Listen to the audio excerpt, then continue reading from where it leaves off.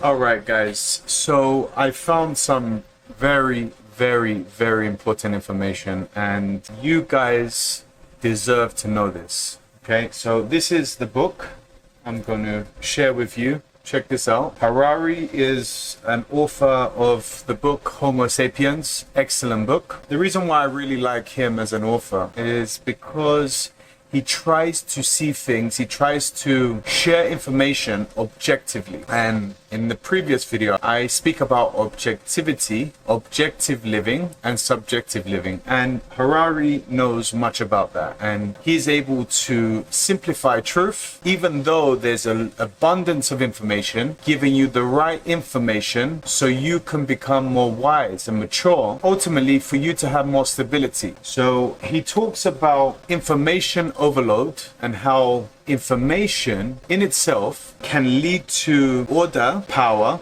corruption and manipulation, exploitation. And we've seen this in the past where certain tools and mechanisms such as a radio, television, newspapers, computers, these are tools and they're not bad tools, but they deliver information, and the information being used can be used to do more harm for the purpose of making more money. It's important to be able to distinguish between the right information and the wrong information. Fictional conspiracies and things that aren't true and things that are true. And to be able to distinguish the two, there's an important point which I want to touch on a little later. Before we do that, I just want to say that if you go back in time, you see how information was used in the past to persuade and gear society towards a certain way of living. For instance, there was a guy, an author named Rama, and he wrote a book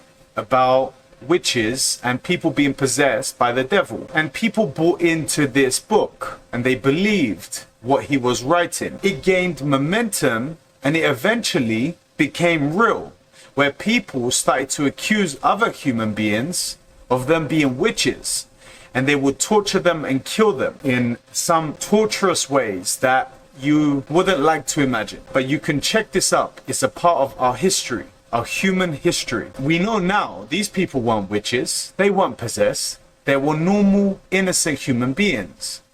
And over time, over 100,000 people died because they believed in the information that was used. If these people were susceptible to receive the information and to believe the information, we could do harm with it. And the problem here is that if we, in the modern time, don't have values to distinguish between fictional, made-up conspiracies that are not true, we can buy into it emotionally. And this is why I wanted to do this video, because it's so relevant in the modern day. Now we have algorithms and AIs operating by themselves to keep you locked in on your screen by understanding the content that you need to stay locked in onto your phone. AIs are operating in this way, and it doesn't care about giving you the right information for the purpose of doing the right thing. Its main goal is to keep you on the screen for the purpose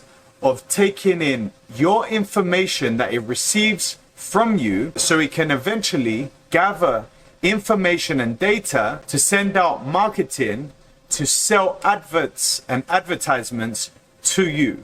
So again, it's for profit. Now, when we have a system and we have algorithms and AIs built in such a way, our best advantage is to become more conscious and aware of how information is being used. We must understand how to live in such a world. And to do that, there is a very important foundation that needs to be in place for you to live in today's world, and that is your values. Now, values can be quite broad in a sense of just picking and choosing what works and what doesn't work. But there are certain values that human beings discover when they are completely honest and true. And with these values, we become more human, more susceptible to do the right thing for human beings as a whole than for just ourselves as individuals. So your values reflect how you treat your neighbors, how you treat the world, and how you treat yourself going forward. If we don't have these values and we pick and choose values that make us feel good just because they benefit us rather than the values that better humanity. Now, if we don't understand these values ourselves, honesty, compassion, acceptance, and courage, then going forward, we will live in a selfish world. And for humanity to progress together, collectively, working together, helping one another, we need to really understand these values. Compassion is to think for others, not just for yourself. To understand the importance of other people having a good life, not just for yourself, benefits society as a whole. Honesty, being real, looking yourself in the mirror and not lying. How many times have we learned that when we lie, we are dealing with our own conflicts inside of us because we are not true? Courage is being able to stand up when you are afraid, when you are scared, when times are hard, when you need to back your values, these values that benefit humanity. And acceptance is understanding these things, accepting them, and then living by them. These values are fundamental for the human race, for our children to have a better future.